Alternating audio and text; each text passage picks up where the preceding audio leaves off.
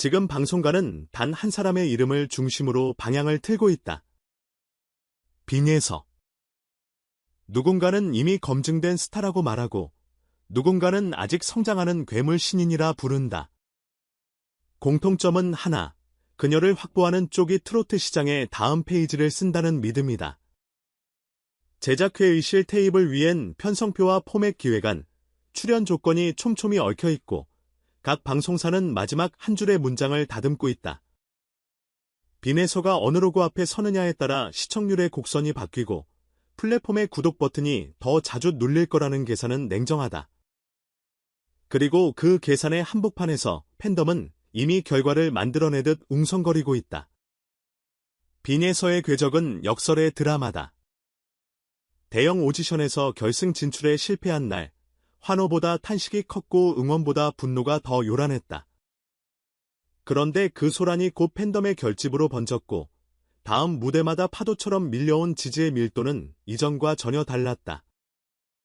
음원을 내면 트로트 차트 상단에 오래 머물고 커버 영상 하나에도 조회수가 폭주한다. TV 노출이 적을 때에도 그녀의 채널은 조용히 성장했고 한번 올라온 클립은 다음 날의 아침 뉴스보다 오래 사람들의 타임라인을 점령했다. 실력과 태도라는 오래된 두 단어가 요란한 수식 없이도 증명되는 보기 드문 사례였다. 그 틈을 놓치지 않은 곳이 MBN이었다.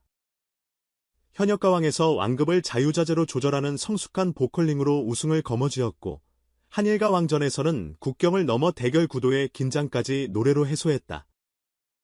이 일련의 흐름은 단순한 프로그램 성과를 넘어 MBN 빈예서라는 등식을 시청자 머릿속에 심었다. 업계에는 그녀의 이름을 걸고 새 포맷을 설계하자는 제안이 오갔다. 이래선 게스트가 아니라 편성의 축으로 세우려는 움직임, 촬영과 음악 활동을 병행할 수 있도록 스케줄을 유연하게 짜주는 조건, 일상, 작업실, 리허설을 담는 다층형 리얼리티까지. 누군가는 이 전략을 무모하다 부르지만 실은 MBN이 택한 가장 현실적인 투자 방식이다. 빈예서를 얼굴로 삼아 채널 정체성을 고정하고 그 위에 장르와 세대를 가로지르는 시청층을 더 씹히겠다는 계산이다. 하지만 원조의 자존심은 그렇게 쉽게 비워주지 않는다. TV조선은 미스트롯이라는 이름표로 트로트 서사의 첫 장을 열었고 그 세계관 속에서 빈예서라는 이름을 가장 먼저 세상에 던졌다.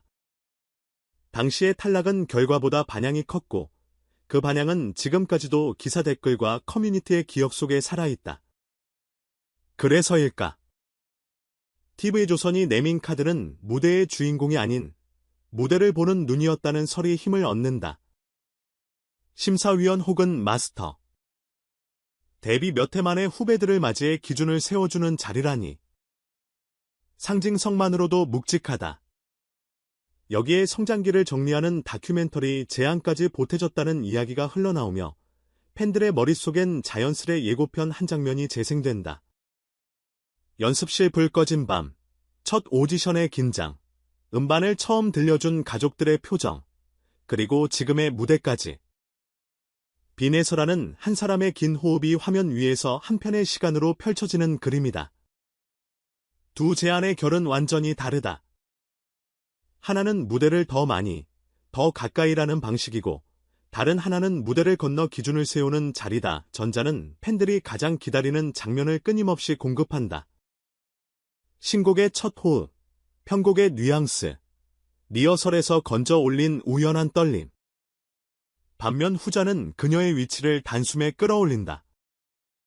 노래만 잘하는 아티스트가 아니라 장르의 방향을 제시하는 얼굴, 다음 세대가 닮고 싶어하는 기준. 그녀가 어떤 방식을 선택하든 변하지 않는 하나는 브랜딩이다. 어디에서든 빈예서다워야 하고 어디에서든 노래의 본질이 손상되면 안 된다. 방송사들 역시 그 사실을 누구보다 잘 안다. 그래서 계약서의 자잘한 문구들이 이전보다 정교해졌다.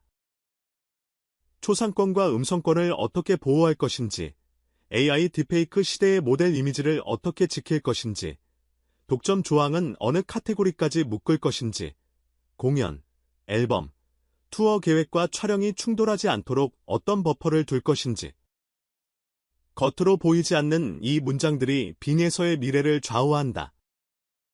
과도한 노출로 피로감을 누적시키지 않으려면 시즌별 콘셉트 전환이 필요하고, 팬덤과의 신뢰를 유지하려면 공연장, 방송, 디지털의 경험이 서로를 배신하지 않아야 한다. 결국 선택의 기준은 숫자보다 서사에 있다. 팬들은 안다. 그녀가 어디에서든 결국 마이크 앞에서 한 소절을 내뱉는 순간 모든 논쟁이 잠시 멈춘다는 것을. 그렇다면 방송사의 역할은 간단하다. 그 한 소절이 가장 아름답게 들리는 무대를 제공하는 것. MBN이 준비하는 리얼리티라면 음악이 일상이 되는 장면들이 흐를 것이다. 가사 한 줄을 고치기 위해 새벽까지 끄적거리는 창문, 도시의 불이 꺼진 뒤 혼자 남은 연습실, 콘서트 직전 목을 고르는 짧은 침묵. 그 모든 순간이 팬들에게는 가장 비싼 콘텐츠다. 반대로 TV조선의 심사위원 카드가 현실이 된다면 첫 방송의 오프닝은 이럴지 모른다. 사회자가 오늘의 마스터를 소개하기 전 조명이 어둡게 낮아지고 빈에서가 무대 중앙을 걸어 나온다. 그녀는 한마디도 하지 않고 딱 한 소절만 무반주로 부른다. 스튜디오는 조용해지고 그 정적이 오늘의 기준이 된다. 그 한 소절이야말로 프로그램의 철학을 정의하는 가장 명료한 언어다. 시청률의 그래프는 냉혹하지만 팬덤의 마음은 더 민감하다.